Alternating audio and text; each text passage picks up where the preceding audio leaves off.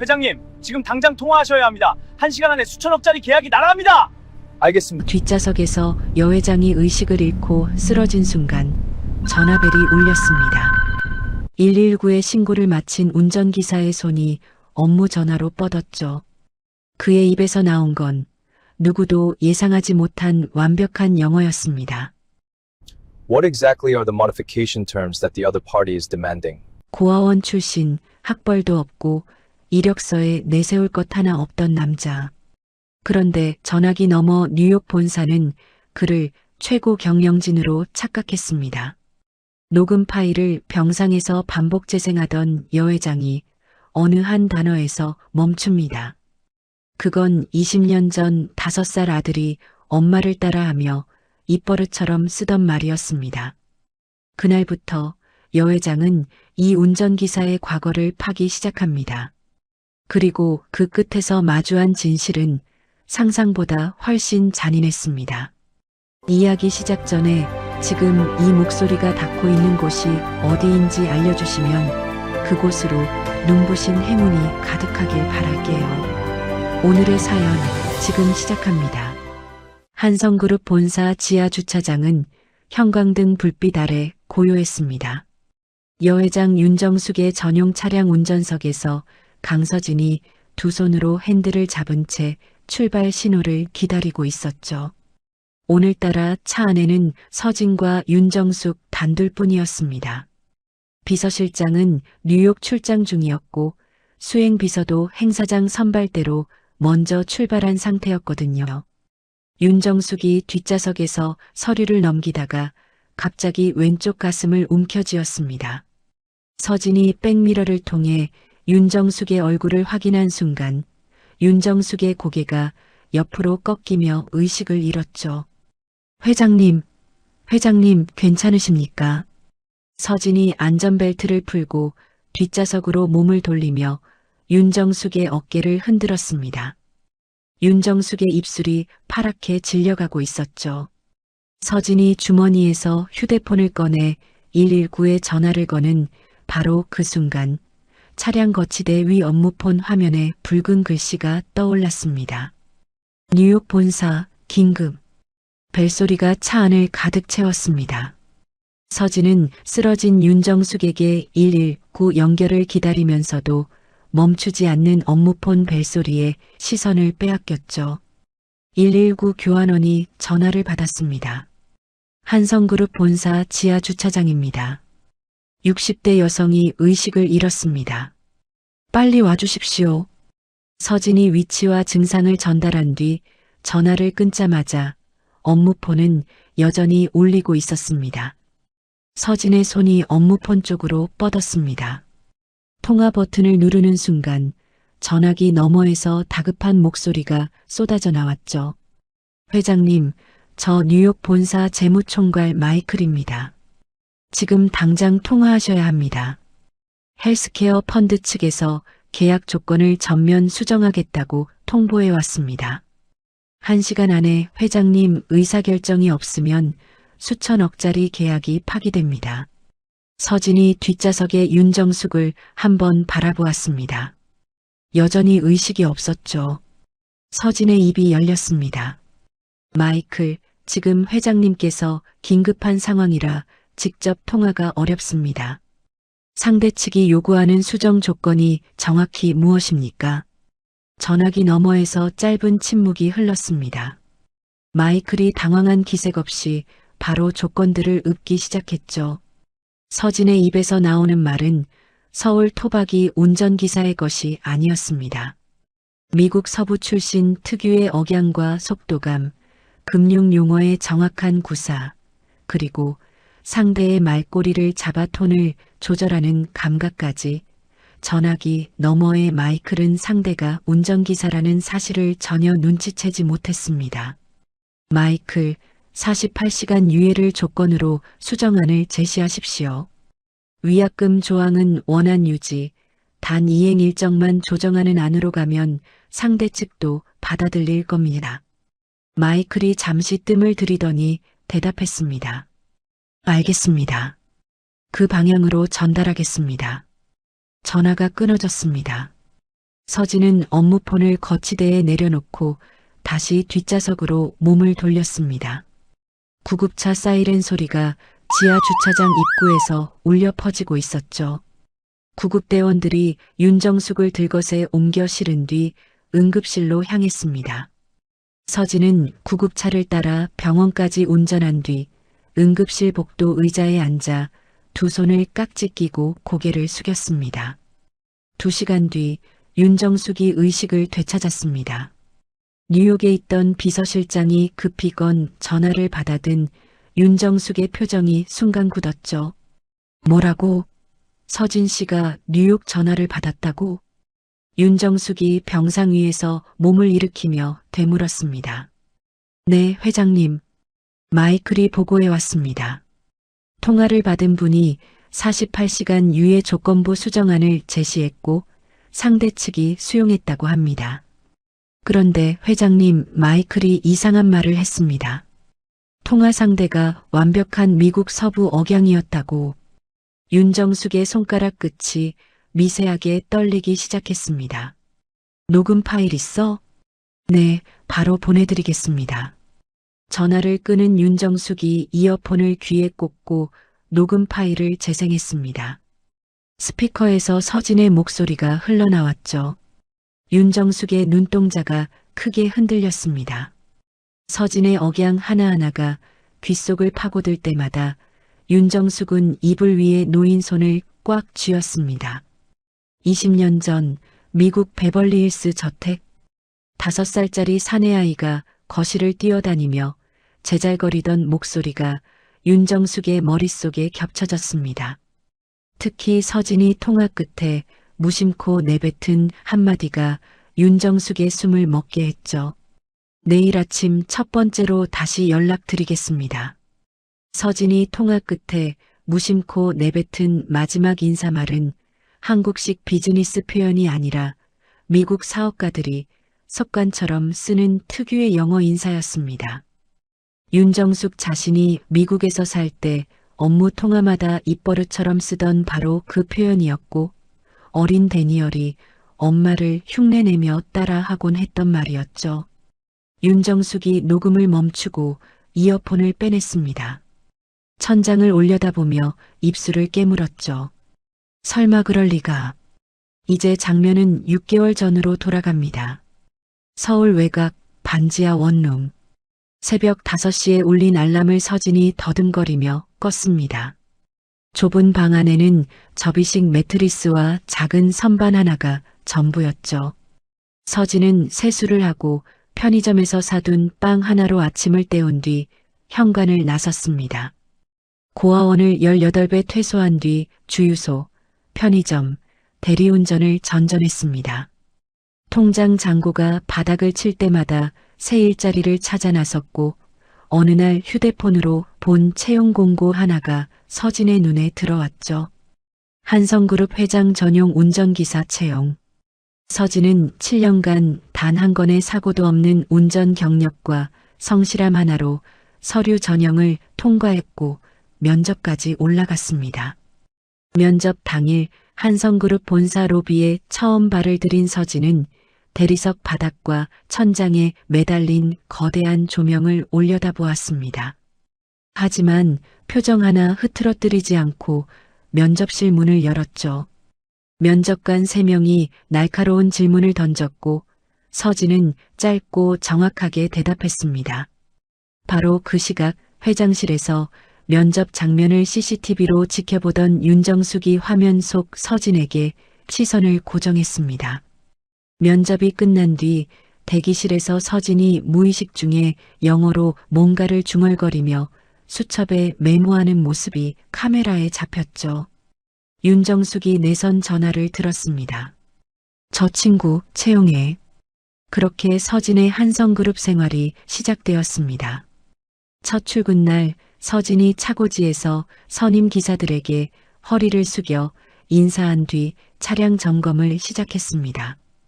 같은 시각 한성그룹 경영기획실에서는 윤정숙의 조카 윤태준이 어머니 한미란과 나란히 앉아 서진의 이력서를 펼쳐놓고 있었죠. 이모가 또 이상한 사람 데려왔네. 고아원 출신 운전기사라. 태준이 코웃음을 치며 이력서를 구겼습니다. 이 회사는 내 거야.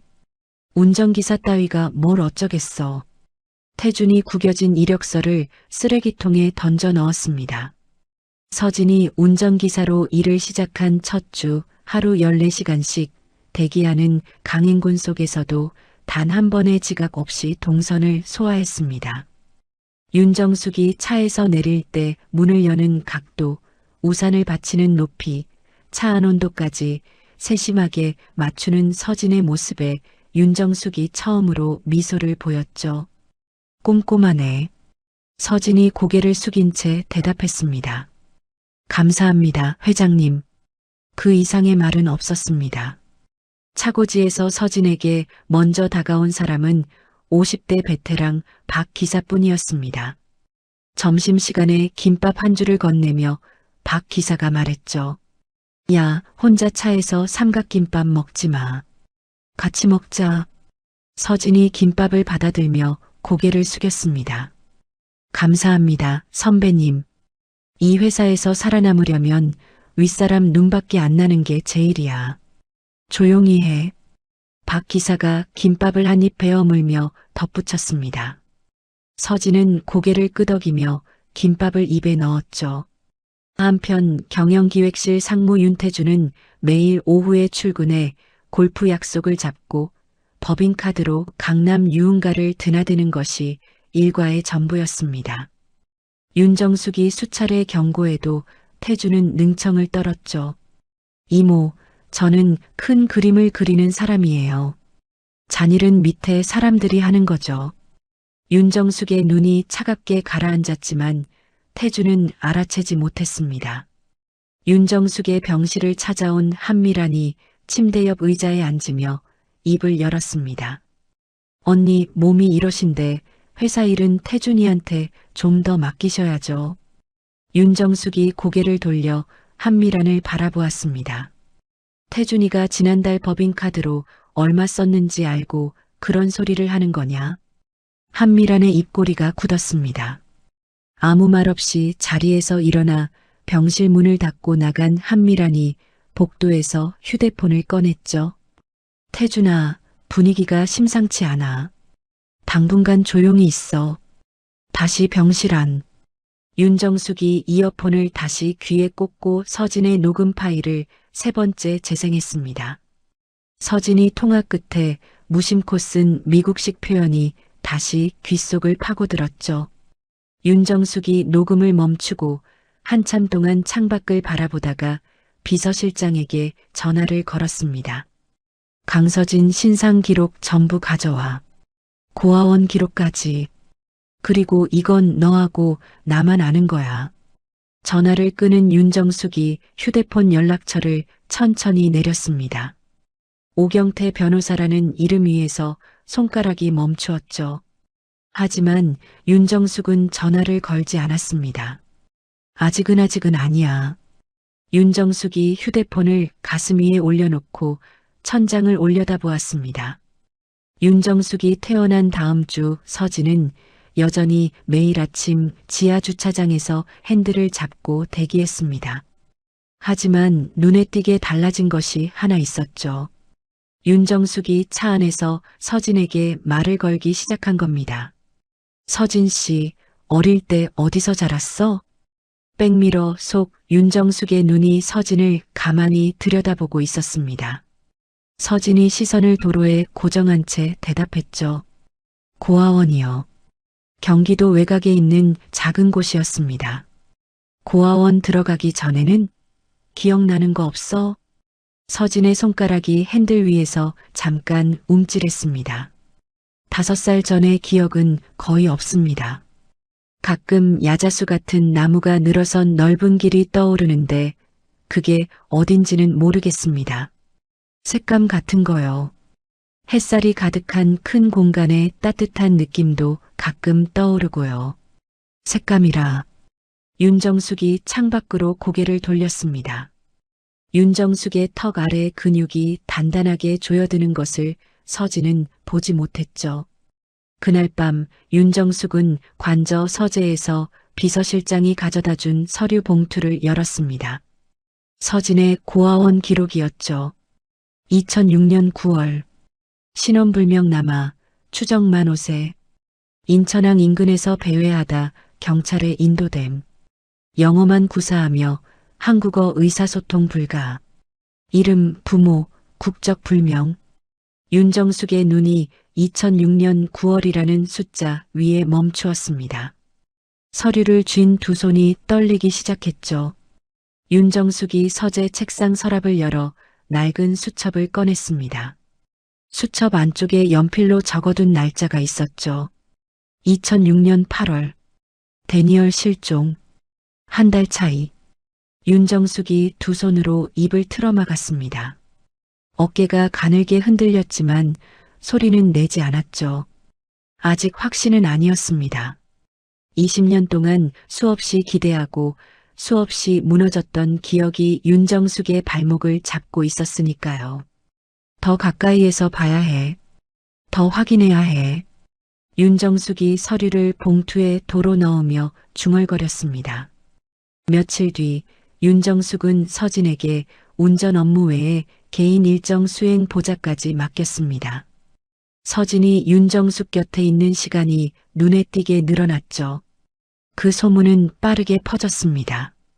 야, 여 회장님이 그 고아원 출신 운전기사를 아들처럼 데리고 다닌대. 경영기획실에서 이 이야기를 전해 들은 태준의 얼굴이 일그러졌습니다. 태준이 바로 휴대폰을 꺼내 한미란에게 전화를 걸었죠. 엄마, 이모가 그 운전기사를 마치 아들처럼 데리고 다녀. 회의에도 배석시키고 개인 일정에도 붙이고. 한미란의 목소리가 전화기 너머에서 싸늘하게 굳었습니다. 그거 좋지 않은 신호다. 당장 그 아이에 대해 알아봐. 태준은 곧바로 움직였습니다. 경영기획실 직원을 시켜 서진의 차량 유지비 정산서에 없는 오류를 만들어 심할서를 쓰게 했죠. 선임 기사들에게는 하나하나 전화를 돌렸습니다. 강서진이랑 가까이 지내면 인사고과에 불이익 있을 줄 알아. 점심시간 차고지에서 서진이 혼자 차량 안에 앉아 편의점 삼각김밥 봉지를 뜯고 있었습니다. 창밖으로 다른 기사들이 삼삼오오 모여 식사하는 모습이 보였죠. 서진은 그쪽을 보지 않고 삼각김밥을 입에 넣었습니다. 하지만 박 기사만은 달랐습니다. 뚜껑이 덜 닫힌 도시락을 들고 서진의 차량 문을 열었죠. 야, 또 혼자 먹고 있네. 옆에 앉을게. 선배님 괜찮으세요? 요즘 저한테 가까이 오면 눈치 보이실 텐데. 박 기사가 도시락 뚜껑을 열며 콧방귀를 뀌었습니다. 내가 이 회사 20년 넘게 있었어. 눈치를 봐도 내가 보는 거지. 누가 나한테 뭐라 하겠냐? 서진이 고개를 숙이며 웃었습니다. 박 기사가 반찬을 서진 쪽으로 밀어주며 목소리를 낮추었죠. 근데 서진아, 이 회사에 이상한 돈 흐름이 있어. 태준 상무가 법인카드 말고도 뭔가를 따로 굴리는 것 같다. 서진이 젓가락을 멈추고 박 기사를 바라보았습니다. 그게 무슨 말씀이세요? 나도 정확히는 몰라. 근데 느낌이 그래. 20년 있으면 냄새가 나거든. 박 기사가 밥을 한 숟갈 뜨며 말끝을 흐렸습니다. 그날 오후 윤정숙이 서진에게 오늘은 일찍 퇴근하라고 말하며 커다란 화보집 하나를 건넸습니다. 내가 예전에 미국에서 살았을 때 좋아하던 풍경이야. 심심하면 한번 펼쳐봐. 서진이 두 손으로 화보집을 받았습니다. 감사합니다, 회장님. 원룸으로 돌아온 서진이 접이식 매트리스 위에 앉아 화보집을 펼쳤습니다. 페이지를 넘기던 서진의 손이 멈추었죠. 산타모니카 해변의 관람차 사진이었습니다. 서진의 눈에 갑자기 물기가 차올랐습니다. 이유를 알 수 없었죠. 눈물이 양보를 타고 흘러내렸습니다. 서진은 한참 동안 그 페이지를 넘기지 못한 채 사진을 내려다보았죠. 왜 이러는 거지 내가 왜. 서진이 손등으로 눈물을 닦았지만 무언가가 가슴 안쪽에서 끝없이 밀려 올라오는 것을 멈출 수가 없었습니다. 다음 날 아침 서진이 차량을 대기시키고 있을 때 정문 앞에 스포츠카가 끼어들며 급정거했습니다. 태준이 차에서 내리며 서진과 눈이 마주쳤죠. 태준이 서진을 위아래로 훑어보았습니다. 고아원 출신이 여기서 무슨 꿈이라도 꾸는 거야? 분수를 알아야지. 주변에 한성그룹 직원 서너 명이 서 있었습니다. 고개를 돌리거나 시선을 피했지만 귀는 열어두고 있었죠. 서진이 주먹을 꽉 쥐었습니다. 고개를 숙였지만 턱 아래 근육이 단단하게 굳어 있었죠. 멀리서 그 장면을 지켜보던 비서실장이 곧바로 회장실로 향했습니다. 보고를 받은 윤정숙이 태준을 회장실로 불렀습니다. 서진 씨한테 한 말, 당장 사과해. 태준이 두 손을 주머니에 찌른 채 대답했죠. 남의 집 운전기사한테 왜 이러세요, 이모. 윤정숙이 책상 위에 손바닥을 내려놓았습니다. 이 회사의 오너는 나야. 내 직원한테 함부로 하는 걸 내가 가만히 두겠냐. 태준의 입이 닫혔습니다. 회장실 문을 열고 나가는 태준의 걸음이 빨라졌죠. 복도로 나오자마자 휴대폰을 꺼냈습니다. 엄마, 이모가 확실히 이상해. 그 운전기사한테 뭔가 감정이 있어. 한미란이 강남의 고급 한정식 집에서 태준을 만났습니다. 개인 룸 안에서 한미란이 찻잔을 내려놓으며 말했죠. 언니가 20년 전에 아이를 잃고 나서 가끔 멀쩡한 남의 아이한테서 데니얼을 떠올리는 적이 있었어. 그 운전기사한테도 뭔가를 보고 있는 거야. 한미란이 찻잔 위로 시선을 떨어뜨리며 덧붙였습니다. 결론은 하나야. 저 운전기사가 이 회사에서 사라져야 해. 태준이 고개를 끄덕였죠. 약점을 잡아야죠. 사설 탐정을 쓸 건데 아무나 쓰면 안 돼. 한미란이 핸드백에서 명함 한 장을 꺼내 태준 앞에 밀었습니다. 명함에는 데이비드리라는 이름이 적혀 있었죠. 어느 저녁 서진이 윤정숙의 퇴근길 운전을 하고 있었습니다. 뒷좌석에서 윤정숙이 창밖을 바라보다가 오래된 습관처럼 자장가를 흥얼거리기 시작했죠. 쉿, 아가야, 울지 마. 영어 자장가였습니다. 나지막한 허밍이 차 안을 채웠죠. 백미러 속 서진의 눈동자가 갑자기 크게 흔들렸습니다. 서진의 입술이 미세하게 움직이기 시작했죠. 윤정숙이 백미러를 통해 서진의 입술을 정확히 보았습니다. 노래를 멈추었습니다. 숨을 죽였죠. 서진이 자신도 모르게 다음 소절을 음조리고 있었습니다. 엄마가 작은 새 한 마리 사줄게. 거의 들리지 않는 목소리였습니다. 서진이 퍼뜩 정신을 차리고 입을 다물었죠. 서진 씨. 윤정숙의 목소리가 갈라졌습니다. 그 노래 어디서 들었어? 서진이 핸들을 쥔 채 고개를 가로저었습니다. 모르겠습니다, 회장님.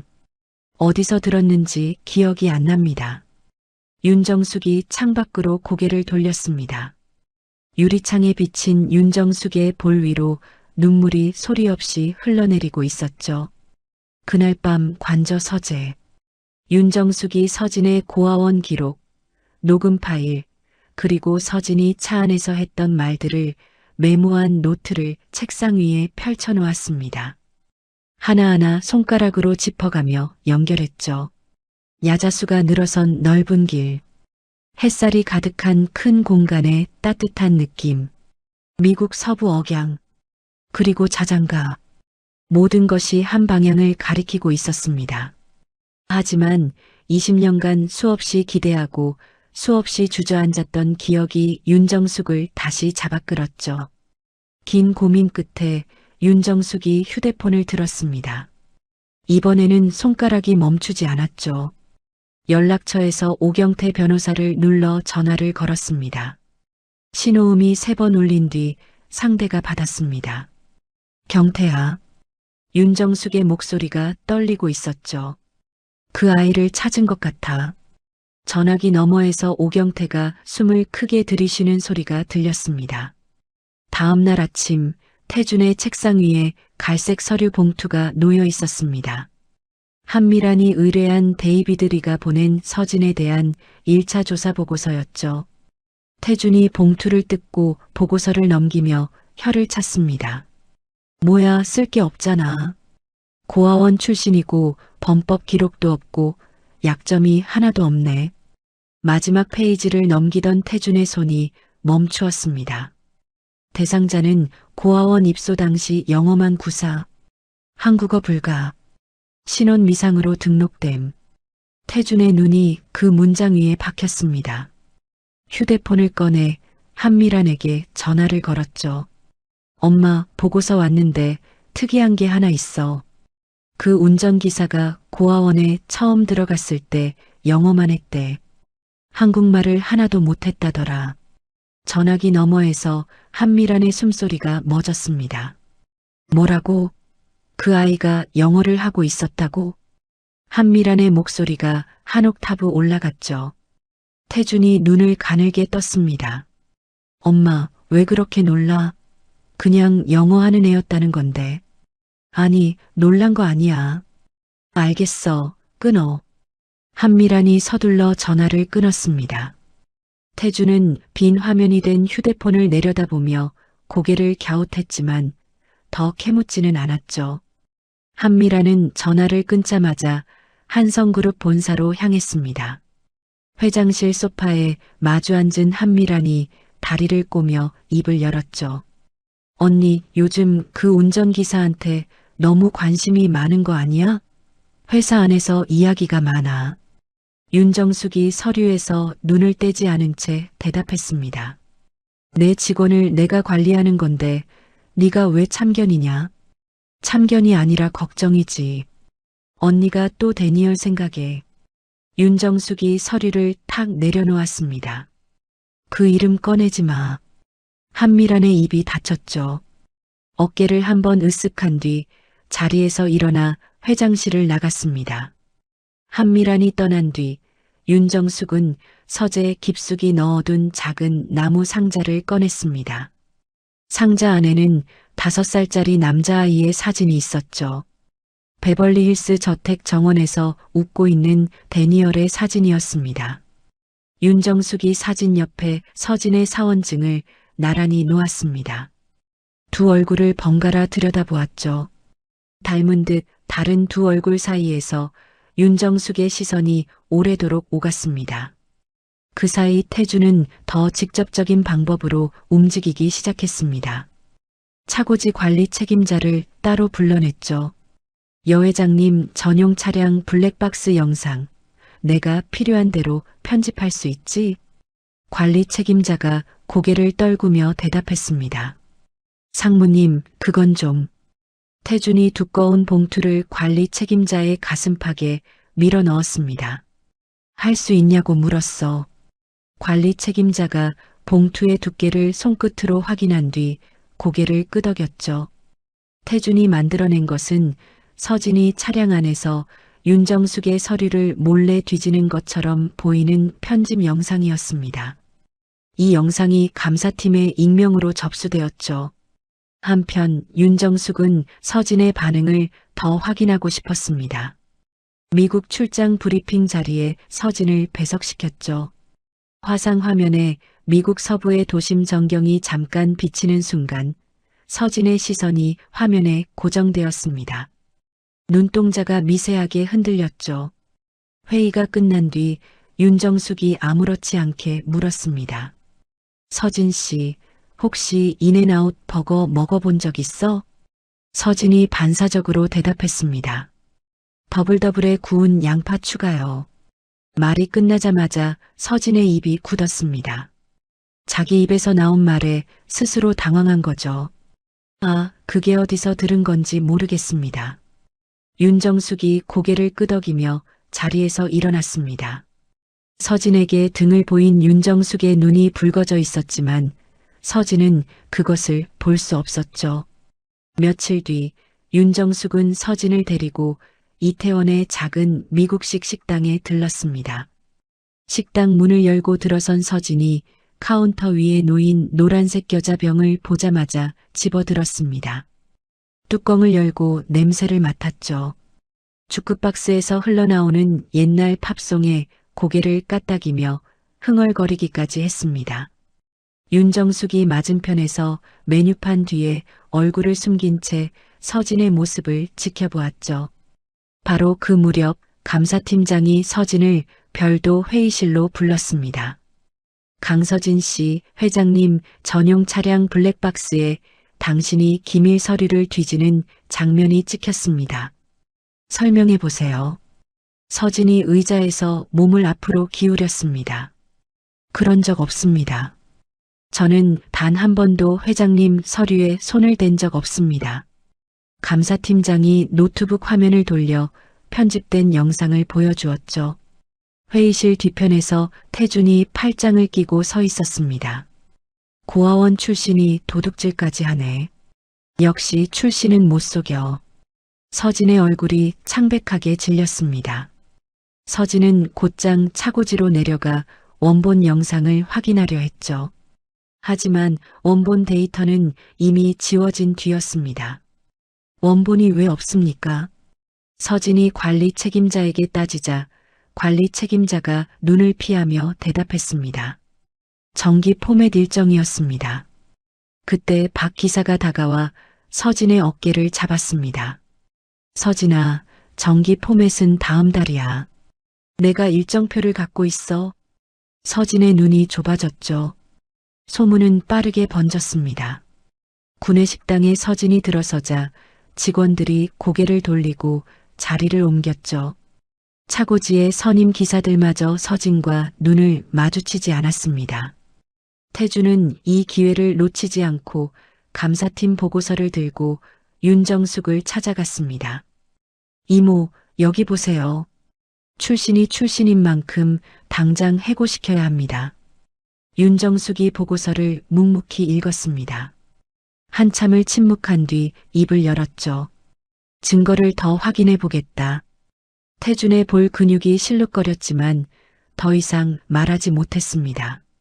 그날 밤 윤정숙은 본사 보안팀 직원 한 명을 극비리에 불러 블랙박스 영상의 원본 복구와 조작 여부를 분석하라고 지시했습니다. 그리고 서진을 관저로 불렀죠. 서재에서 마주 앉은 두 사람 사이로 긴 침묵이 흘렀습니다. 서진 씨, 나는 그 영상을 믿지 않아. 하지만 지금 회사 안에서 서진 씨 편은 나밖에 없는 상황이야. 서진이 고개를 숙인 채 듣고 있었죠. 윤정숙이 한 호흡을 고르고 물었습니다. 어린 시절 기억 중에 한국이 아닌 다른 나라에서 살았던 기억 조금이라도 있어? 서진이 오래 망설였습니다.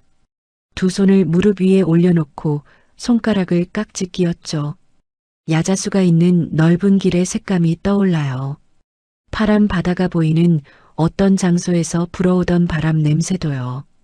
큰 공간에서 뭔가 달콤한 것이 구워지던 냄새. 그리고 어떤 여자가 영어로 노래를 불러주던 목소리. 서진이 깍지 낀 손가락에 힘을 주며 말을 이었습니다. 이런 게 올라올 때마다 일부러 무시했습니다. 고아원 출신한테 이런 기억은 사치 같아서요. 그냥 외면하고 살았습니다. 윤정숙이 의자 등받이를 쥔 손이 하얗게 질렸습니다. 야자수가 있는 넓은 길, 파란 바다가 보이는 장소, 달콤한 것이 구워지던 큰 공간, 영어 노래를 불러주던 여자. 윤정숙은 그 하나하나가 무엇인지 정확히 알고 있었죠. 하지만 지금 서진 앞에서 무너지면 안 되었습니다. 그 기억들 소중히 간직해. 윤정숙이 떨리는 목소리를 겨우 가다듬으며 말했습니다. 서진이 고개를 숙여 인사하고 서재를 나갔죠. 서진이 떠난 뒤 윤정숙은 서재 문을 잠갔습니다. 벽장 안쪽 금고를 열었죠.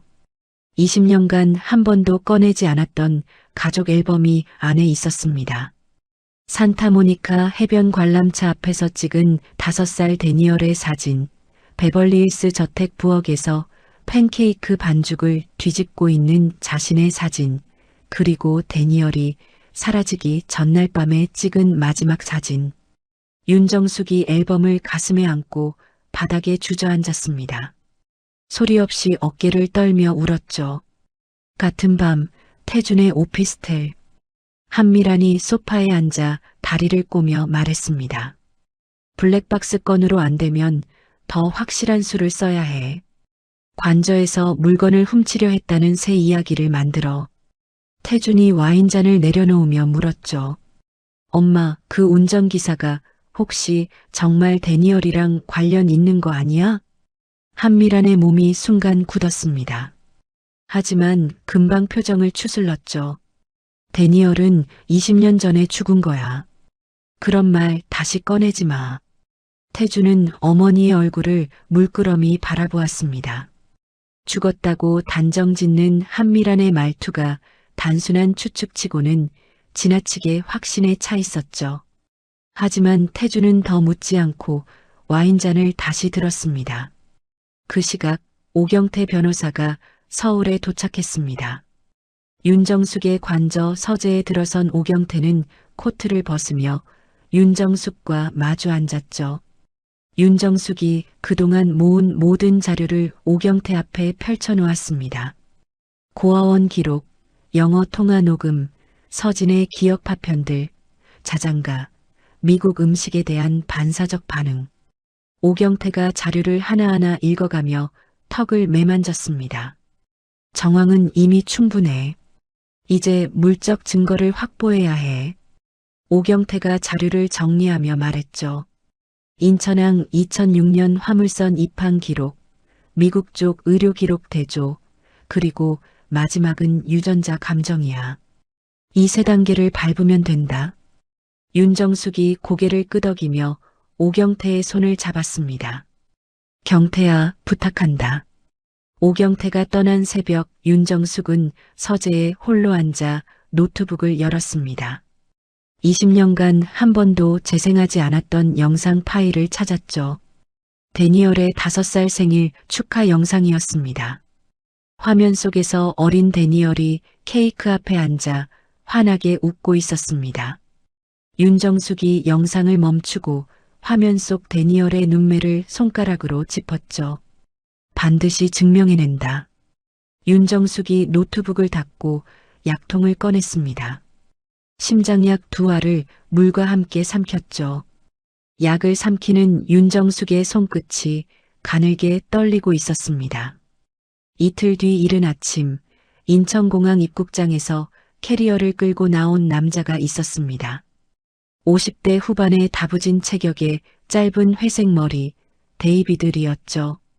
한미란이 미국에서 급히 불러들인 인물이었습니다. 데이비드 리는 20년 전 미국에서 데니얼 실종 사건을 직접 수사했던 전직 형사 출신의 사설 탐정이었죠. 한미란이 데이비드 리를 고른 이유는 단 하나, 20년 전 수사 기록에 누구보다 정통한 사람이었기 때문입니다. 한미란의 속셈은 데이비드 리를 매수해서 과거 수사 기록 중 자신에게 불리한 자료를 없애고 서진의 과거를 완전히 묻어버리는 것이었죠. 하지만 데이비드 리의 가슴속에는 다른 것이 들어있었습니다. 20년간 미제로 남은 사건, 찾지 못한 아이에 대한 죄책감이 데이비드 리의 발목을 여전히 붙잡고 있었죠. 같은 시각 오경태는 본격적인 추적 작업에 들어갔습니다. 사무실 책상 위에 윤정숙이 건넨 모든 자료를 펼쳐놓고 연결고리를 짚어나갔죠. 서진의 고아원 입소가 2006년 9월, 데니얼 실종이 2006년 8월. 한 달 차이야. 그리고 인천항을 통한 화물선 루트는 추적이 가장 어려운 경로지. 오경태가 메모를 하며 혼잣말을 했습니다. 우연이 아니야. 오경태는 법원에 인천항 화물선 입항 기록 열람 명령을 신청했습니다. 동시에 미국 법의학 기관의 데니얼의 어린 시절 병원 기록과 서진의 현재 신체 정보를 대조해달라는 공식 의뢰서를 발송했죠. 한편 태주는 감사팀의 서진 징계가 윤정숙에 의해 보류된 것에 이를 갈고 있었습니다. 경영기획실 의자 등받이에 몸을 젖히며 중얼거렸죠. 기다려봐야 소용없어. 내 손으로 끝낸다. 태주는 한성그룹 주요 거래처 임원들이 모이는 저녁 만찬에 서진을 수행원 자격으로 끌어들였습니다. 만찬이 중반을 넘긴 시점 태준이 와인잔을 내려놓고 자리에서 일어났죠. 여러분, 재미있는 이야기 하나 하겠습니다. 수십 명의 거래처 임원들이 태준을 바라보았습니다. 저기 서 있는 저 친구가 우리 회장님 전용 운전기사인데요.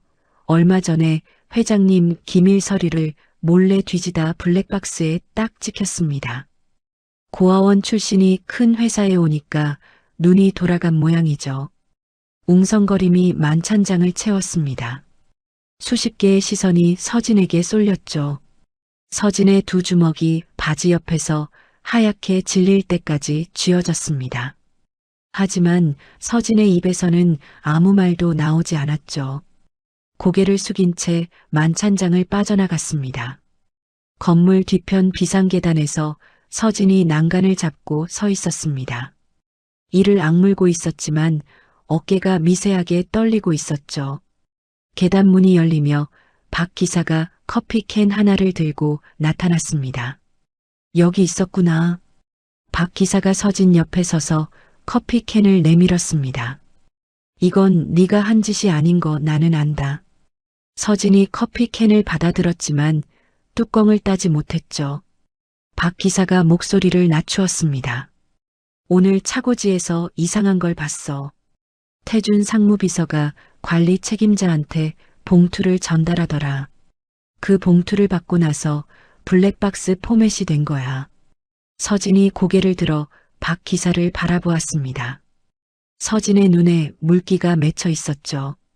선배님 감사합니다. 고마워하지 마. 진짜가 이기는 세상이 돼야지. 박 기사가 서진의 등을 한번 두드리고 계단을 내려갔습니다. 얼마 지나지 않아 비서실장이 서진에게 전화를 걸었습니다. 강서진 씨, 보안팀 분석 결과가 나왔습니다. 블랙박스 영상은 조작된 겁니다. 서진 씨 결백이 증명됐어요. 서진은 전화를 끊고 한참 동안 아무 말도 하지 못했습니다. 결백이 증명되었지만 만찬장에서 수십 명 앞에서 당한 치욕은 사라지지 않았죠. 복도를 걸을 때마다 시선을 피하는 직원들의 뒷모습이 하나하나 서진의 가슴을 눌렀습니다.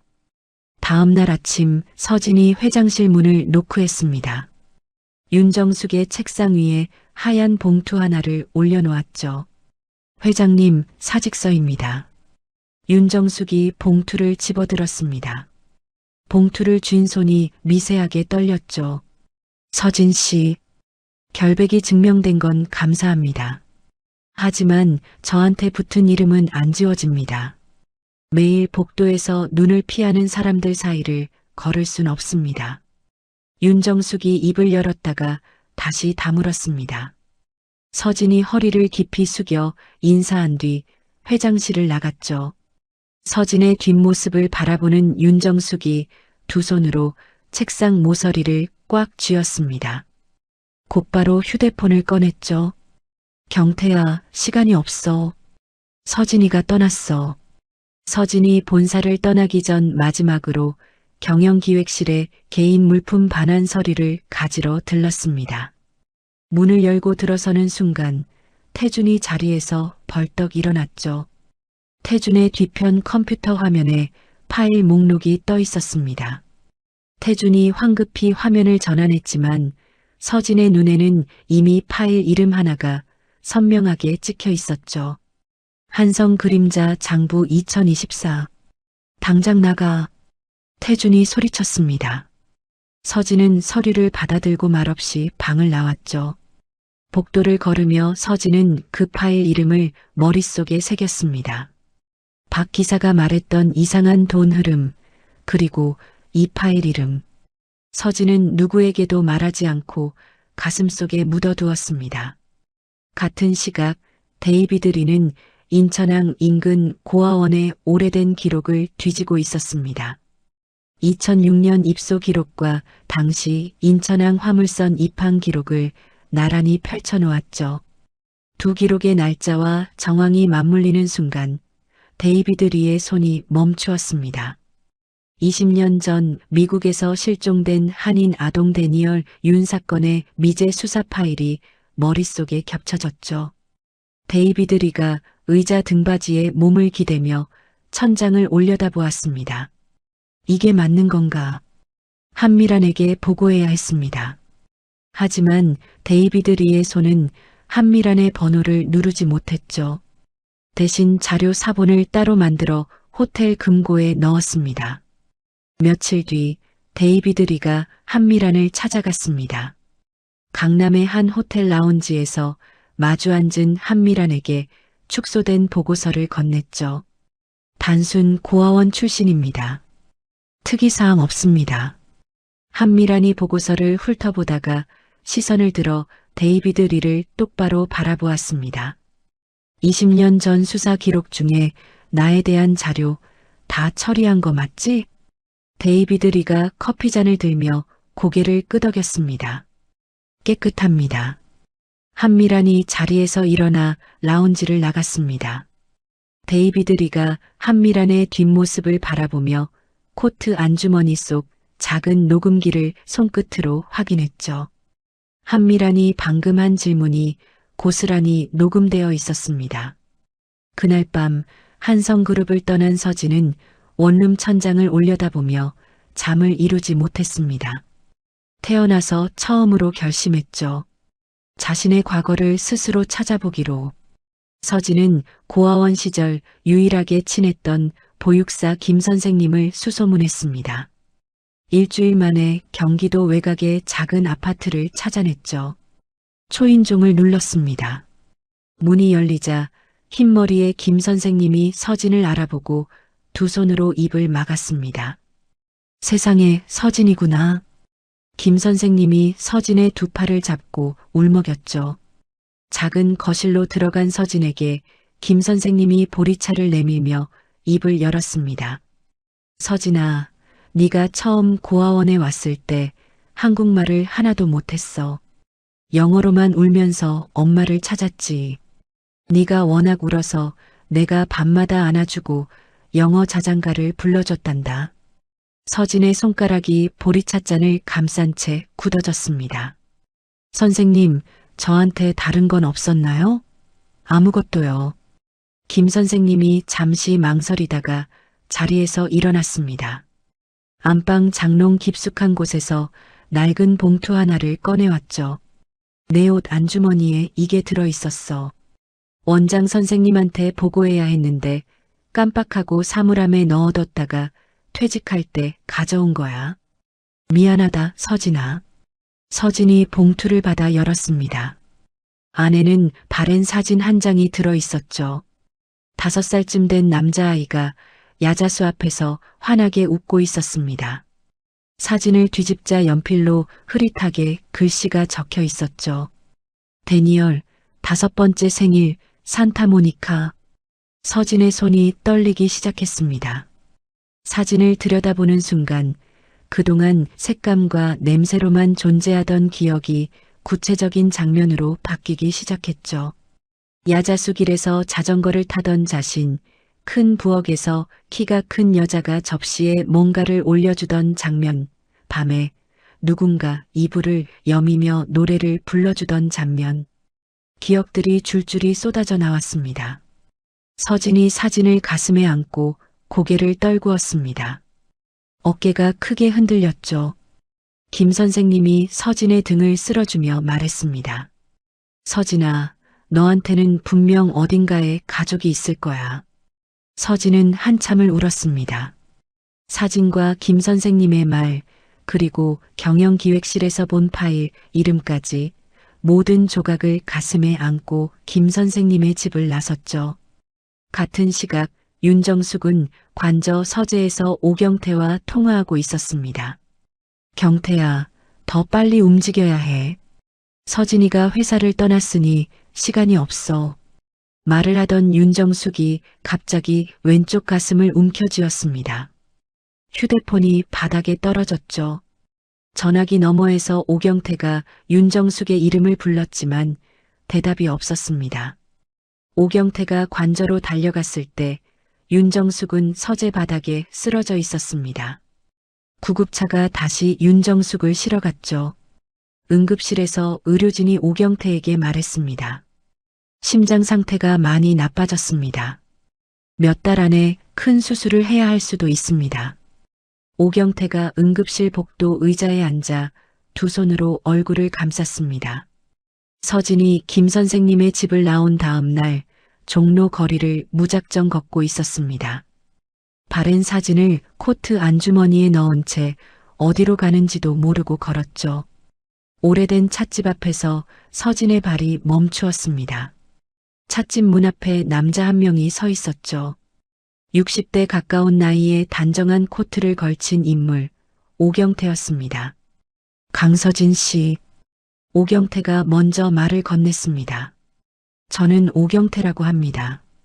윤정숙 회장님의 고문 변호사입니다. 서진이 한 걸음 뒤로 물러섰죠. 회장님이 보내신 겁니까? 들어가서 이야기합시다. 오늘은 변호사가 아니라 한 사람으로서 서진 씨한테 할 이야기가 있습니다. 찻집 안구석 자리에 마주 앉았습니다. 오경태가 차를 한 모금 마신 뒤 입을 열었죠. 20년 전 윤정숙 회장님이 미국에서 5살 아들을 잃었습니다. 이름은 데니얼. 그 뒤로 회장님은 20년 동안 전 세계를 뒤지며 아들을 찾았어요. 서진이 찻잔을 내려놓았습니다. 오경태가 말을 이었죠. 서진 씨의 고아원 입소 기록, 영어를 자연스럽게 구사하는 능력, 미국 서부에 대한 무의식적인 기억, 이 모든 것이 데니얼의 실종 정황과 일치합니다. 서진의 손이 코트 안주머니로 갔습니다.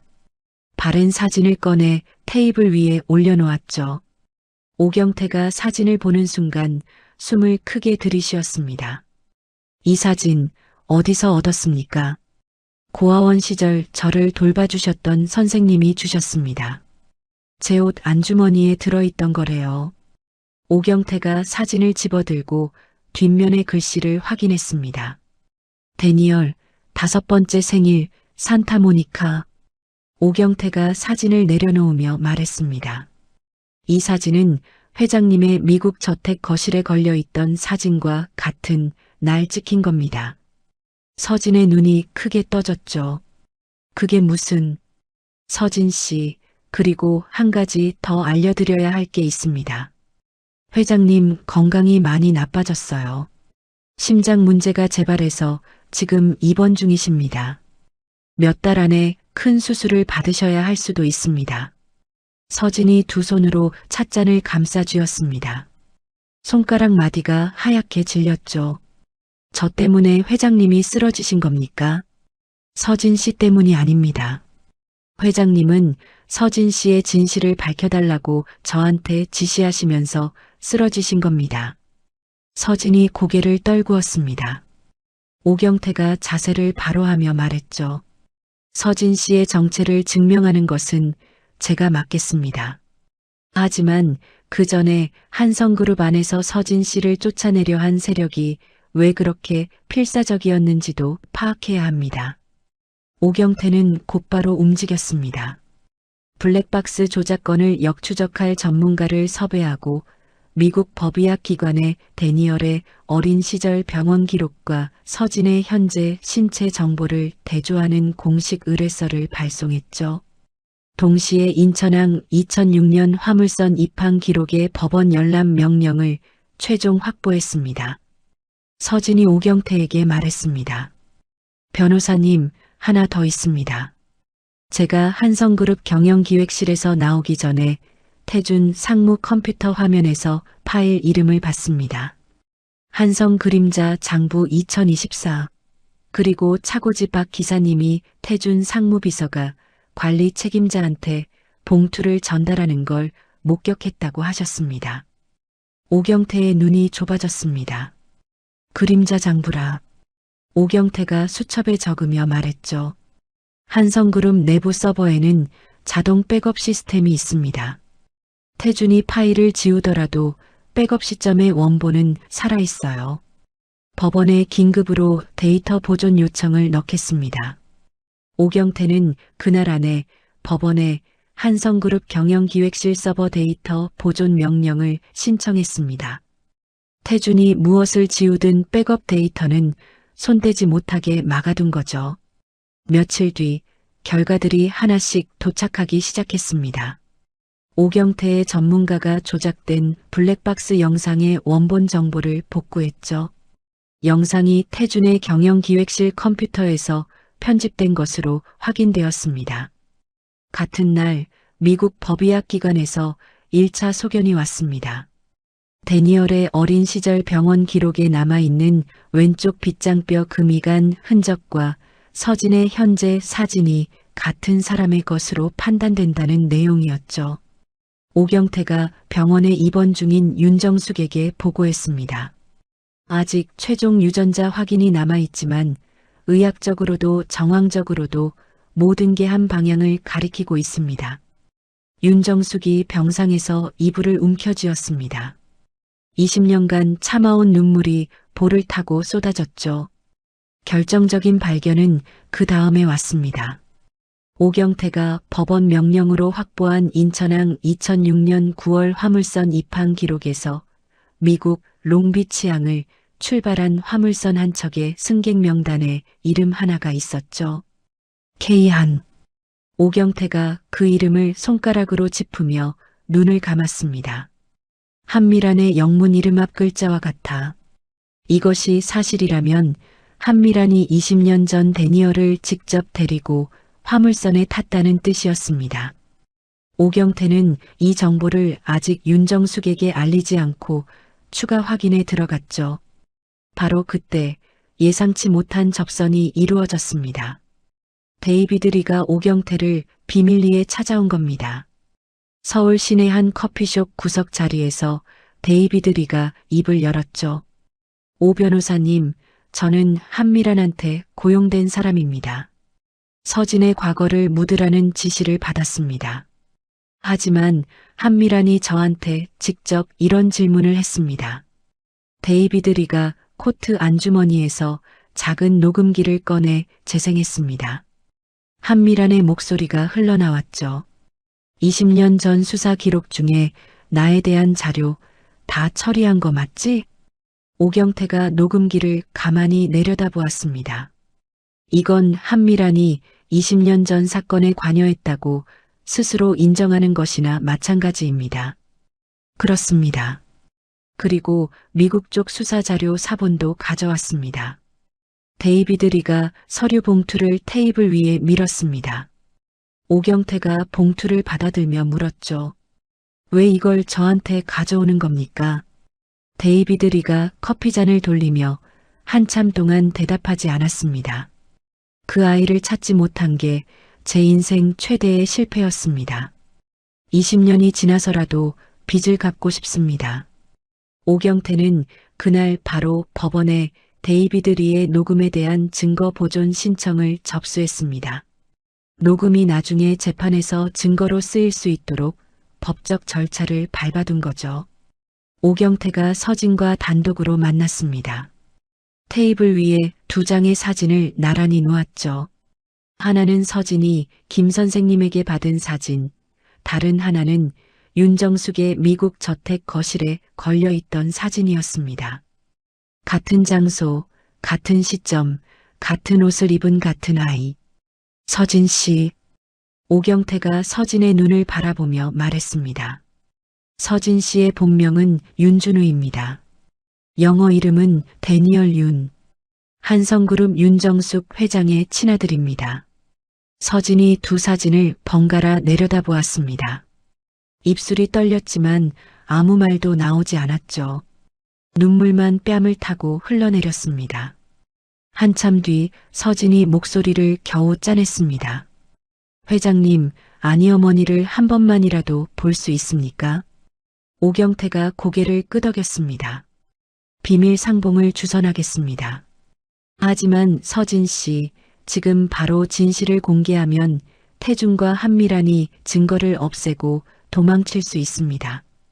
유전자 최종 결과가 나오는 2주 안에 태준의 횡령 증거까지 확보한 뒤 이사회에서 한꺼번에 공개해야 합니다. 서진이 눈물을 손등으로 닦으며 고개를 끄덕였습니다. 상봉 전날 밤 서진은 원룸에서 사진을 손에 쥔 채 잠들지 못했습니다. 눈을 감으면 기억들이 더 선명하게 밀려왔죠.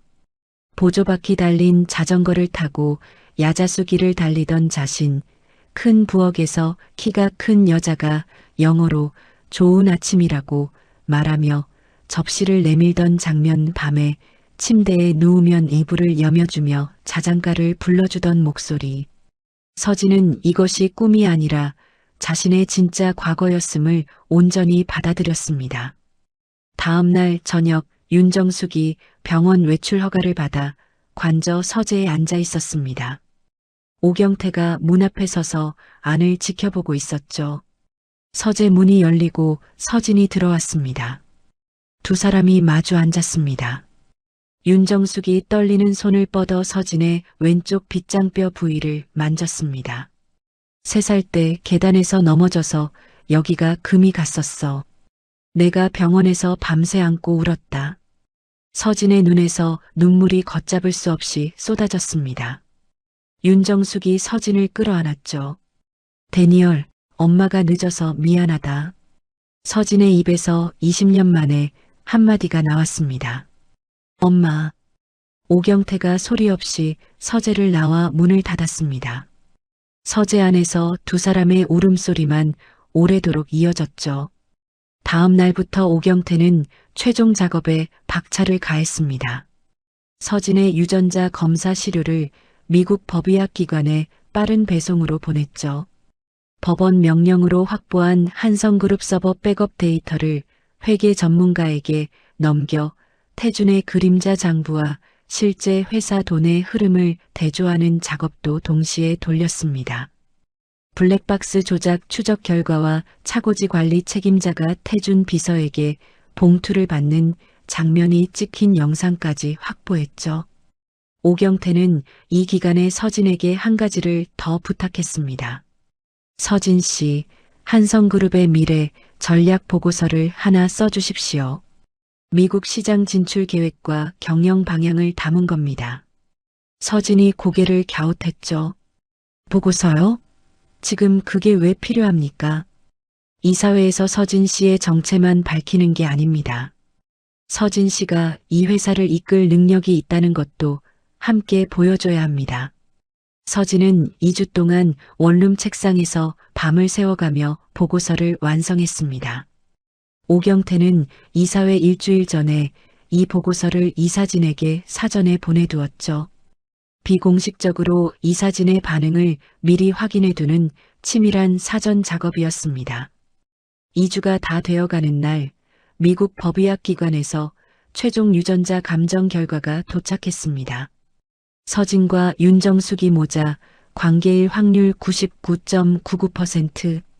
같은 시각 박 기사가 서진에게 전화를 걸었습니다. 서진아, 태준 상무가 회사에서 서류를 잔뜩 파쇄하고 있어. 서진이 곧바로 오경태에게 연락했죠. 오경태가 전화기 너머에서 침착하게 대답했습니다. 걱정하지 마십시오. 서버 백업 데이터는 이미 법원 명령으로 보존해뒀습니다. 태준이 아무리 종이를 갈아도 컴퓨터 속 기록은 살아있습니다. 오경태가 말을 이었습니다. 다 됐습니다. 내일 이사회입니다. 서진이 전화를 끊고 책상 위에 놓인 사진을 들여다보았습니다. 5살의 데니얼이 야자수 앞에서 웃고 있었죠. 이제 집에 가자. 한성그룹 정기 이사회가 열리는 날 아침이었습니다. 윤정숙이 병원 의료진의 만류를 뿌리치고 병실 옷걸이에서 코트를 집어들었죠.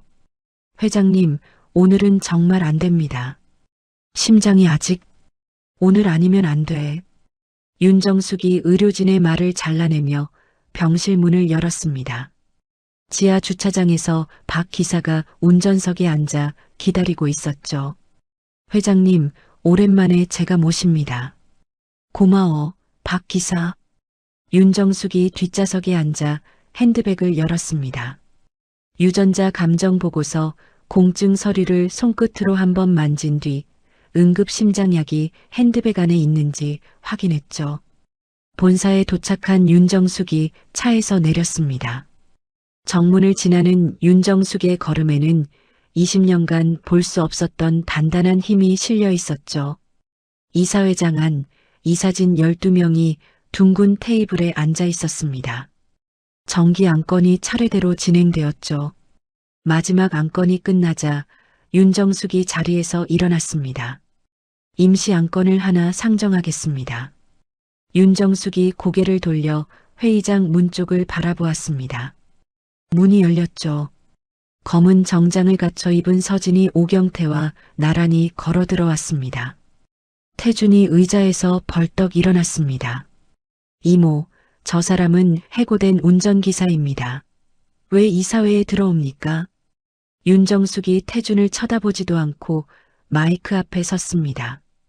회의장 정면 스크린이 켜졌죠. 20년 전 저는 미국에서 5살짜리 아들을 잃었습니다. 이사진의 시선이 윤정숙에게 모였습니다. 윤정숙이 스크린을 가리키며 말을 이었죠. 제 아들 데니얼은 2006년 8월에 미국 베벌리힐스 자택에서 사라졌습니다. 한 달 뒤인 9월 인천항 인근에서 신원불명의 만 5세 남아가 발견되어 고아원에 입소했습니다. 그 아이는 한국말을 하나도 못했고 영어로만 울면서 엄마를 찾았습니다. 스크린에 고아원 입소 기록이 떠올랐습니다. 그 아이가 성장하여 이 회사의 운전기사로 채용되었고 저는 이 청년이 미국 서부 출신만 쓸 수 있는 억양으로 영어를 구사하는 것을 확인했습니다. 스크린이 바뀌었죠. 미국 소아과 기록과 서진의 현재 신체 사진이 나란히 떴습니다. 미국 법의학 기관의 소견에 따르면 데니얼이 3살 때 다쳤던 왼쪽 빗장뼈 흔적이 이 청년의 몸에 그대로 남아 있습니다.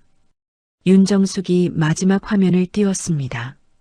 유전자 감정 보고서였죠. 최종 유전자 감정 결과 이 청년과 저의 모자 관계가 99.99% 확률로 확인되었습니다. 윤정숙이 서진을 바라보며 말했습니다. 이 청년 강서진의 본명은 윤준우입니다. 영어 이름은 데니얼 윤. 20년 전 납치된 제 친아들입니다. 이사회장이 술렁였습니다. 이사들이 서로를 바라보며 웅성거렸죠. 태준의 얼굴이 백지장처럼 하얘졌습니다.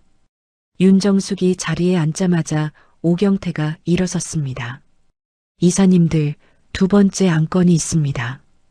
오경태가 두꺼운 서류 묶음을 이사진 한 명 한 명 앞에 놓았죠. 윤태준 전 상무가 재직 기간 동안 회사 자금을 개인 회사로 빼돌린 내역입니다.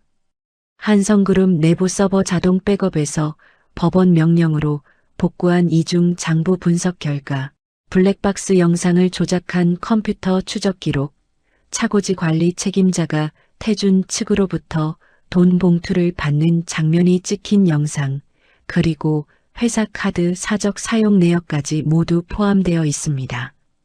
오경태가 이 사진을 둘러보며 말했습니다. 빼돌린 총액은 수백억 원에 달합니다. 이사회장이 조용해졌습니다. 서류를 넘기는 이사들의 손이 떨리고 있었죠. 이사회는 만장일치로 태준의 상무직 즉각 해임과 모든 직위 박탈을 의결했습니다. 횡령건에 대한 검찰 고발 절차도 함께 승인했죠. 태준이 의자를 뒤로 밀치며 회의장을 뛰쳐나갔습니다. 복도에서 휴대폰을 꺼내 한미란에게 전화를 걸었죠. 엄마, 다 끝났어. 그 운전기사가 진짜 데니얼이야. 유전자까지 나왔어. 전화기 너머에서 한미란의 숨소리가 멎었습니다. 이사회장 안에서는 다음 안건이 진행되고 있었습니다. 윤정숙이 서진을 한성그룹 경영전략실 부사장으로 선임하는 안건을 상정했죠. 이사님들께서는 일주일 전에 서진이 작성한 한성그룹 미래 전략 보고서를 받으셨을 겁니다. 미국 시장 진출 계획과 경영 방향 전환안을 직접 확인하셨죠. 서진이 단상 앞에 섰습니다. 이사진 12명의 시선이 서진에게 모였죠. 서진이 입을 열었습니다. 유창한 영어로 미국 시장 분석을 시작한 뒤 자연스럽게 한국어로 넘어가며 한성그룹의 5년 비전을 또렷한 목소리로 발표했죠. 이사진이 고개를 끄덕이기 시작했습니다. 만장일치 가결. 몇 달 전 지하차고에서 삼각김밥을 먹던 청년이 이사회 단상에 서는 순간이었습니다. 이사회가 끝난 뒤 본사 로비에서 윤정숙과 서진이 나란히 걸어 나왔습니다. 윤정숙이 서진의 팔을 잡았죠. 오늘부터 네가 이 회사의 미래다. 서진이 윤정숙을 바라보며 대답했습니다. 20년 늦었지만 이제 제가 어머니 곁에 있겠습니다. 로비를 지나는 서진의 눈에 차고지 입구가 보였습니다. 박 기사가 모자를 벗어들고 서 있었죠. 말없이 고개를 숙여 인사하고 있었습니다. 서진이 걸음을 멈추었습니다. 윤정숙의 팔을 놓고 박 기사에게 다가갔죠. 서진이 두 손으로 박 기사의 손을 잡았습니다. 선배님 감사합니다. 박 기사가 손사래를 치려다가 입술을 꽉 깨물었습니다. 눈시울이 붉어지는 것을 감추지 못했죠. 그 뒤로 며칠간 서진의 새로운 일상이 시작되었습니다. 부사장실에서 뉴욕 본사와 화상회의를 진행하고 주말에는 윤정숙과 관저에서 함께 식사했죠. 김 선생님을 관저로 초대해 저녁을 대접하기도 했습니다. 윤정숙의 건강도 눈에 띄게 달라졌습니다. 의료진이 수술 시기를 늦출 수 있겠다고 판단할 만큼 몸 상태가 안정되었죠. 서진의 첫 공식 업무는 전화로 살려낸 미국 헬스케어 펀드 계약의 후속 협상이었습니다.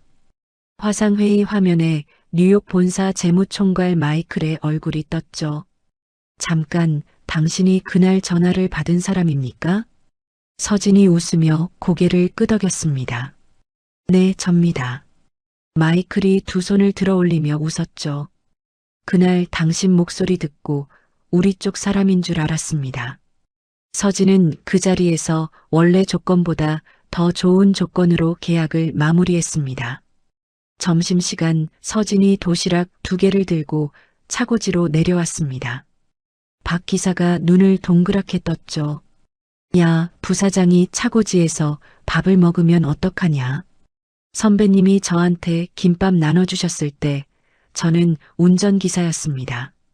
도시락 하나 갖고 온 게 뭐가 이상합니까? 박 기사가 손사래를 치면서도 도시락 뚜껑을 열었습니다. 코끝이 빨개진 채로 밥을 떴죠. 하지만 이 평온한 나날 사이로 그림자가 움직이고 있었습니다. 강남의 고급 오피스텔, 태준이 소파에 앉아 이를 갈고 있었죠. 이대로 끝낼 수 없어. 한미란이 태준 맞은편에 앉아 찻잔을 내려놓으며 말했습니다. 아직 내 손에 카드가 남아있다. 태준이 고개를 들었죠. 무슨 카드요? 한미란이 핸드백에서 낡은 서류 묶음을 꺼내 테이블 위에 올렸습니다. 30년 전 언니가 한성그룹을 처음 세울 때 사업 허가를 받으려고 정치권에 돈을 줬어. 이건 그때 장부야. 내가 언니 몰래 복사해서 보관해 둔 거지. 태준이 서류를 집어들고 넘겼습니다. 이게 세상에 나가면 한성그룹 주가가 떨어지고 상장 자격 심사가 시작되고 해외 투자자들이 다 빠져나가요. 서진이가 따낸 미국 계약도 날아가죠. 한미란이 서류를 태준의 손에서 가져가며 말했습니다. 한 달 안에 네가 다시 저 자리에 앉게 해줄게. 태준이 고개를 끄덕이다가 멈추었습니다. 엄마, 이사회에서 데니얼 납치건 이야기가 나왔는데 엄마가 정말 아무 관계 없는 거 맞아? 한미란의 눈빛이 순간 흔들렸습니다. 하지만 곧 태준을 쏘아보며 입을 열었죠. 그런 말 다시 하면 가만 안 둔다. 태준은 입을 다물었습니다. 하지만 어머니를 바라보는 태준의 눈 안에 무언가가 더 깊이 박혀들었죠. 같은 시각 윤정숙의 관저 서재. 서진과 윤정숙이 나란히 앉아 오래된 가족 앨범을 넘기고 있었습니다. 산타모니카 해변 관람차 앞에서 찍은 사진이 나왔죠. 서진이 사진을 손가락으로 짚으며 말했습니다. 이 관람차 기억나요? 무서워서 울었는데 엄마가 꼭 안아줬어요. 윤정숙이 서진의 어깨에 머리를 기대며 웃었습니다. 네가 울면서도 한 번 더 타겠다고 떼를 썼지. 서진이 웃었습니다. 윤정숙도 웃었죠. 서재 안에 두 사람의 웃음소리가 가득 찼습니다. 서진이 부사장으로 취임한 지 한 달이 지난 어느 아침이었습니다. 한성그룹 본사 1층 로비에서 소란이 일었죠. 저는 윤정숙 회장의 친동생입니다. 비켜요. 한미란이 경비원 2명 사이에서 목소리를 높이고 있었습니다. 경비원이 앞을 막아서자 한미란이 핸드백으로 경비원의 팔을 쳐냈죠. 보안실에서 이 장면을 확인한 비서실장이 회장실로 달려갔습니다. 회장님, 한미란 여사가 로비에서 소란을 피우고 있습니다. 윤정숙이 눈을 감고 한참을 가만히 앉아 있었습니다. 올려보내. 회장실 문이 열리고 한미란이 들어왔습니다. 코트깃을 여미며 소파에 앉은 한미란의 입꼬리가 올라가 있었죠. 언니, 오랜만이야. 윤정숙이 책상 뒤에 앉은 채 한미란을 바라보았습니다. 볼 일이 뭐냐? 한미란이 다리를 꼬며 본론을 꺼냈습니다. 태준이를 복직시켜. 그리고 그 운전기사한테 준 부사장 자리도 돌려놔. 안 돼. 언니, 내가 부탁하는 거야. 부탁이 아니라 협박하러 온 거 아니냐? 할 말 있으면 빨리 해. 한미란의 눈이 가늘어졌습니다. 품에서 봉투 하나를 꺼내 테이블 위에 던졌죠. 30년 전 정치자금 장부야. 언니가 한성그룹 세울 때 정치권에 돈 건넨 기록. 이거 언론이랑 검찰에 동시에 넘기면 어떻게 될까? 윤정숙의 시선이 봉투 위에 멈추었습니다. 형사처벌은 시효가 지나서 못한다 쳐도 한성그룹은 끝이야 언니. 주가 떨어지고 상장 자격심사 들어가고 해외 투자자 다 빠져나가고 서진이가 따냈다는 미국 계약도 날아가지. 한미란이 소파 등받이에 기대며 말했습니다. 사흘 줄게. 답 안 주면 검찰이랑 언론에 동시에 넘긴다. 윤정숙의 표정이 순간 굳었습니다. 하지만 그것은 찰나였죠. 30년 전 장부를 갖고 있었다는 건 그때부터 나를 배신할 준비를 하고 있었다는 뜻이구나. 한미란의 입꼬리가 내려갔습니다. 답 안 하는 거야, 언니? 했잖아. 안 된다고. 한미란이 자리에서 일어났습니다. 후회할 거야. 한미란이 회장실 문을 열고 나갔습니다. 한미란의 뒷모습을 바라보는 윤정숙의 눈에는 슬픔이 아니라 차가운 결의가 서려 있었죠. 그날 저녁 윤정숙의 관저 서재에 오경태와 서진이 모였습니다. 윤정숙이 한미란의 협박 내용을 전했죠. 오경태가 팔짱을 끼고 잠시 생각한 뒤 입을 열었습니다. 형사처벌은 시효가 끝나서 못합니다. 하지만 그게 문제가 아닙니다. 이 장부가 언론에 나가면 한성그룹 주가가 단기간에 크게 떨어질 수 있습니다.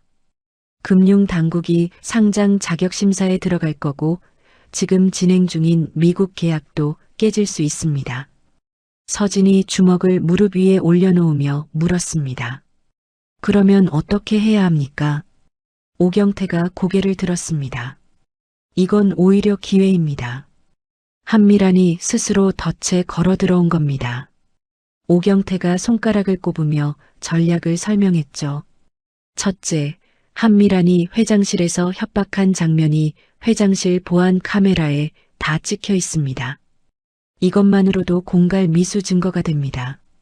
둘째, 한미란이 실제로 장부를 언론에 넘기도록 유도하면 현행범으로 잡을 수 있습니다. 셋째, 한성그룹이 먼저 과거 정치자금 문제를 자진해서 공개하면 한미란의 무기는 힘을 잃습니다.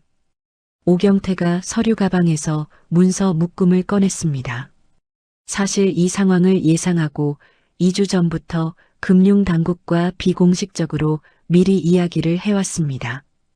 자진 공개 문서도 이미 초안을 다 만들어뒀습니다. 서진이 윤정숙을 바라보았습니다. 어머니의 과거 잘못을 숨기느라 다시 위험에 빠질 수는 없습니다. 공개하는 게 맞습니다. 윤정숙이 서진의 눈을 마주보며 고개를 끄덕였습니다. 내 과거의 대가는 내가 치르는 거야. 더 이상 숨기지 않겠다. 오경태가 곧바로 자진 공개 문서 최종 검토에 들어갔습니다. 서진이 한 발 더 나아갔죠. 변호사님, 20년 전 제 납치 사건과 이모의 관계를 확정할 방법이 하나 더 있습니다. 오경태가 서진을 바라보았습니다. 제가 직접 이모를 만나겠습니다. 20년 전 이야기를 꺼내서 반응을 끌어내겠습니다. 녹음기를 갖고 들어가야 합니다. 대화하는 당사자가 직접 녹음하는 것은 법적으로 문제가 없습니다. 서진이 고개를 끄덕였습니다. 제 인생을 빼앗은 사람입니다. 제가 직접 하겠습니다. 오경태는 작전 준비와 동시에 데이비드 리를 다시 만났습니다. 데이비드 리가 추가 자료를 내놓았죠. 이건 20년 전 미국 롱비치 항구 보안 카메라에 찍힌 사진입니다. 한국행 화물선에 탑승하는 한인 여자와 어린 남자아이가 찍혀 있습니다. 당시에는 화질이 나빠서 증거로 쓰지 못했는데 지금 기술이면 얼굴을 알아볼 수 있을 겁니다. 오경태가 즉시 이 사진의 화질 보정 작업을 의뢰했습니다. 사흘째 되는 날 서진이 한미란에게 전화를 걸었습니다. 이모님, 협상하고 싶습니다. 어머니 대신 제가 직접 뵙겠습니다. 한미란이 전화기 너머에서 코웃음을 쳤죠. 좋아. 네가 오든 누가 오든. 서울 시내 한 호텔 고층 방에서 만남이 이루어졌습니다. 한미란은 태준까지 데리고 왔죠. 서진이 정장 안주머니에 녹음기를 한번 만진 뒤 방 안으로 들어갔습니다. 한미란이 소파에 앉은 채 서진을 올려다보았습니다. 똑똑한 애구나. 네가 부사장 자리를 태준이한테 넘기고 적당히 돈 받고 나가면 모두가 편해져. 서진이 맞은편 소파에 앉으며 고개를 끄덕였습니다. 생각해 보겠습니다. 한미란의 입꼬리가 올라갔죠. 서진이 한미란의 경계심이 풀리는 것을 확인한 뒤 담담한 목소리로 물었습니다. 이모님, 하나만 여쭤봐도 됩니까? 20년 전에 제가 미국에서 사라진 건에 대해서 이모님은 정말 아무것도 모르십니까? 한미란의 어깨가 굳었습니다. 옆에 앉은 태준이 한미란의 얼굴을 돌아보았죠. 한미란이 물잔을 집어들며 대답했습니다. 그런 거 몰라. 물잔을 쥔 손끝이 미세하게 떨리고 있었습니다. 서진이 말을 이었죠. 인천항 2006년 9월 미국 롱비치에서 출발한 화물선 승객 명단에 K한이라는 이름이 있었습니다. 한미란의 얼굴에서 핏기가 사라졌습니다. 소파에서 벌떡 일어나며 소리쳤죠. 그건 네가 알 바 아니야. 태준이 한미란을 돌아보았습니다. 태준의 눈이 크게 떠졌죠. 엄마는 데니얼이 죽었다고 했잖아. 그런데 왜 이렇게 반응하는 거야? 살아있는 걸 알고 있었던 거야? 한미란이 태준을 쏘아보았습니다. 입 다물어. 엄마, 대답해. 태준이 소파에서 일어나 한미란을 마주보았습니다. 한미란이 태준의 어깨를 밀치며 외쳤죠. 그만해, 그만하라고. 서진의 안주머니 속 녹음기가 조용히 돌아가고 있었습니다. 서진이 자리에서 일어났습니다. 사흘 뒤가 아니라 오늘이 마지막입니다. 서진이 방문을 열고 나갔습니다. 문이 닫힌 뒤 한미란의 얼굴이 일그러졌죠. 녹음한 거 아니야, 저게. 태주는 소파에 주저앉은 채 아무 말도 하지 못했습니다. 어머니가 20년 전 사촌을 납치하는데 관여했다는 사실이 머릿속에서 맴돌았죠. 호텔 건물을 나선 서진이 근처 카페에서 기다리고 있던 오경태와 합류했습니다. 녹음 파일을 확인한 오경태가 고개를 끄덕였죠. 공갈 미수 횡령 공모 그리고 20년 전 아이를 납치한 정황까지 확보했습니다. 어린아이를 빼앗은 범죄는 아이가 발견되지 않은 동안에는 범죄가 끝나지 않은 것으로 봅니다. 서진 씨가 올해 발견되었으니 지금도 수사하고 처벌할 수 있습니다. 오경태가 서류를 정리하며 말했습니다. 내일 아침 검찰에 고발장과 모든 자료를 제출하겠습니다. 서진이 눈을 감았습니다. 자신의 인생을 빼앗은 사람이 어머니의 친동생이었다는 무게가 어깨를 짓눌렀죠. 서진이 눈을 떴습니다. 이제 끝내겠습니다. 오경태가 서진의 어깨를 잡았습니다. 혼자가 아닙니다. 같은 시각 호텔 방 안에서 한미란이 옷장을 열어 짐을 싸기 시작했습니다. 태주는 소파에서 일어나지 못한 채 두 손으로 얼굴을 감싸고 있었죠. 다음 날 아침 9시 오경태가 서울중앙지검 민원실 앞에 섰습니다. 손에는 두꺼운 서류 상자 2개가 들려 있었죠.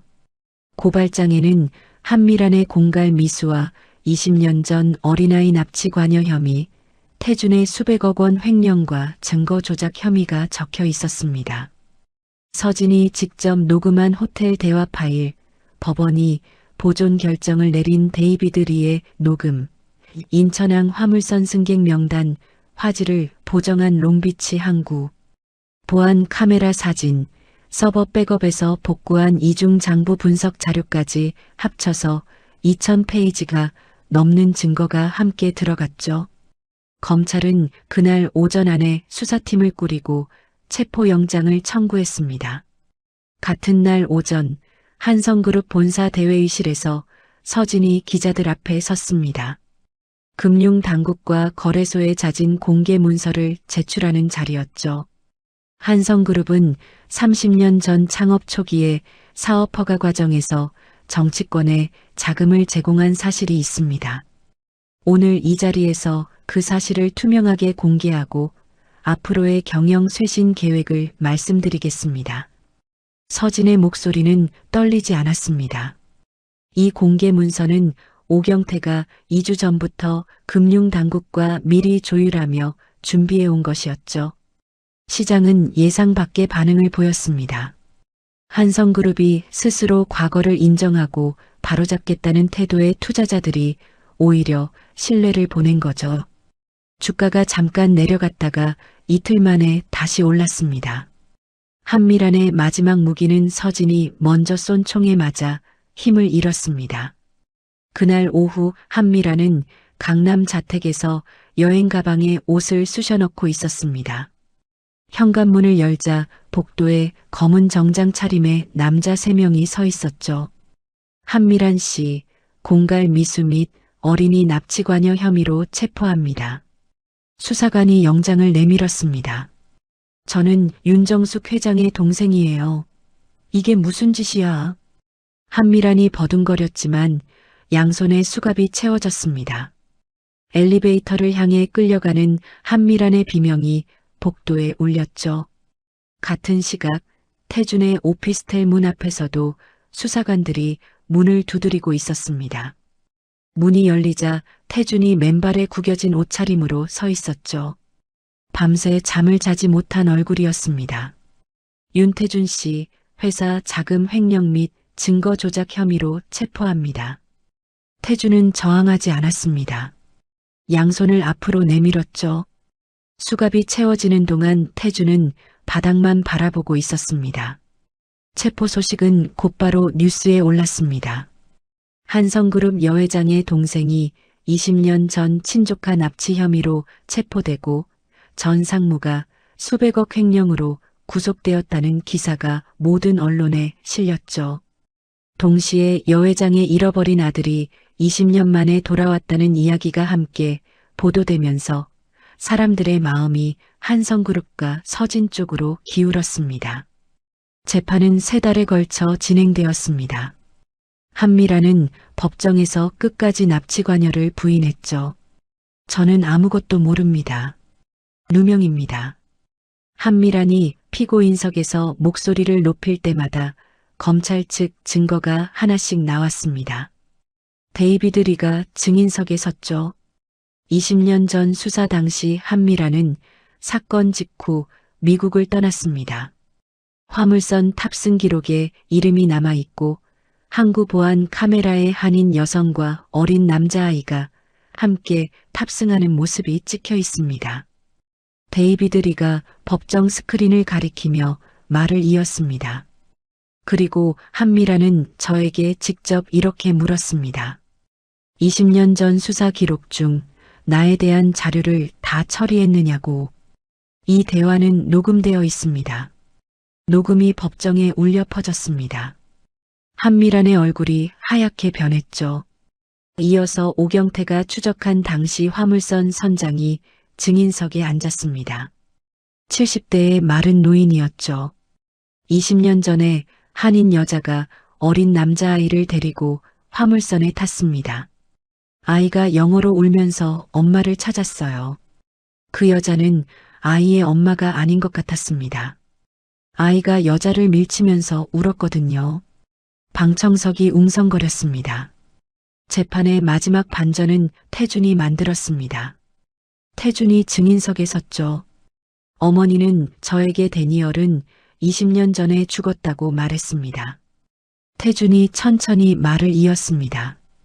그런데 서진이 영어를 한다는 보고를 받았을 때 어머니의 안색이 창백하게 변했습니다. 호텔에서 화물선 이야기가 나왔을 때 어머니는 살아있는 걸 처음부터 알고 있었던 것처럼 반응했습니다. 태준이 피고인석의 한미란을 바라보았습니다. 죽은 줄 알았다면 왜 화물선 승객 명단에 그렇게 놀란 겁니까? 엄마. 한미란이 두 손으로 얼굴을 감싸쥐었습니다. 어깨가 크게 흔들렸죠. 방청석에서 윤정숙이 서진의 손을 꽉 잡았습니다. 윤정숙의 볼 위로 눈물이 흘러내렸죠. 최종 선고일. 재판장이 판결문을 읽었습니다. 피해자가 20년간 발견되지 않은 상태였으므로 범죄가 끝나지 않은 것으로 봅니다. 피고인 한미란에게 어린이 납치 및 공갈 미수 혐의로 징역 15년을 선고합니다. 재판장이 한미란을 바라보며 말을 이었죠. 피고인은 친언니의 아이를 납치하여 가족에게 20년간 씻을 수 없는 고통을 안겼습니다. 어떤 이유로도 정당화될 수 없는 일입니다. 태준에게는 횡령 및 증거 조작 혐의로 징역 8년과 빼돌린 돈 전액 환수가 선고되었습니다. 법정을 나가는 한미란이 윤정숙에게 고개를 돌렸습니다. 언니 용서해줘. 윤정숙은 한 번도 돌아보지 않았습니다. 서진의 팔을 잡고 법원 정문을 향해 걸어갔죠. 태준이 서진을 향해 무언가를 말하려 했지만 서진 역시 등을 돌린 채 걸음을 멈추지 않았습니다. 재판이 끝난 뒤 서진과 윤정숙은 비행기에 올랐습니다. 20년 만에 함께 가는 미국이었죠. 두 사람이 가장 먼저 찾은 곳은 산타모니카 해변이었습니다. 관람차 앞에 나란히 선 서진이 입을 열었죠. 여기 기억나요? 엄마가 저를 안고 관람차를 탔어요. 제가 울면서도 한 번 더 타겠다고 했죠. 윤정숙이 서진의 어깨를 감싸며 웃었습니다. 세상에서 제일 용감한 겁쟁이였지. 두 사람은 나란히 관람차에 올랐습니다. 관람차가 꼭대기에 올라갔을 때 윤정숙이 서진의 손을 잡았죠. 태평양 바다가 햇살 아래 반짝이고 있었습니다. 베벌리힐스의 옛 저택 앞에도 갔습니다. 지금은 다른 가족이 살고 있었지만 서진이 대문 앞에 서자 기억 속 냄새가 코끝을 스쳤죠. 여기서 제가 자전거 보조바퀴를 떼겠다고 때를 썼다면서요. 윤정숙이 대문 기둥에 손을 얹으며 고개를 끄덕였습니다. 보조바퀴 떼자마자 넘어져서 무릎이 까졌는데도 안 울었어. 대신 밤에 자다가 몰래 울더라. 서진이 웃었습니다. 윤정숙도 웃었죠. 그리고 둘 다 울었습니다. 미국 여행에서 돌아온 뒤 윤정숙은 수술을 받았습니다. 서진이 병원에서 밤을 새우며 곁을 지켰죠. 수술은 잘 되었고 의료진도 놀랄 만큼 회복이 빨랐습니다. 한국으로 돌아온 서진은 부사장으로서 본격적인 경영에 매달렸습니다. 미국 시장 진출 사업이 성공적으로 시작되었고 한성그룹은 이전보다 더 큰 회사로 자리 잡아갔죠. 서진은 고아원 출신이라는 자신의 과거를 숨기지 않았습니다. 공개 강연에서 마이크를 잡고 말했죠. 저는 5살에 인생을 잃었고 25에 인생을 되찾았습니다. 서진은 고아원과 홀로 아이를 키우는 부모들을 돕는 재단을 세웠습니다. 자신을 키워준 고아원에 찾아가 건물을 고치는 데 쓰라며 기금을 전달했고 김 선생님의 두 손을 잡고 인사했죠. 선생님이 그 사진을 간직해 주셨기 때문에 저는 집을 찾았습니다. 김 선생님이 서진의 손을 꼭 쥐며 울었습니다. 박 기사에게는 한성그룹 최고 등급 공로상을 수여했죠. 데이비드 리에게도 직접 찾아가 인사했습니다. 20년이 지나서라도 진실을 선택해 주셔서 감사합니다. 데이비드 리가 서진의 악수를 받으며 고개를 숙였습니다. 3년 후 한성그룹 창립 기념일 행사장.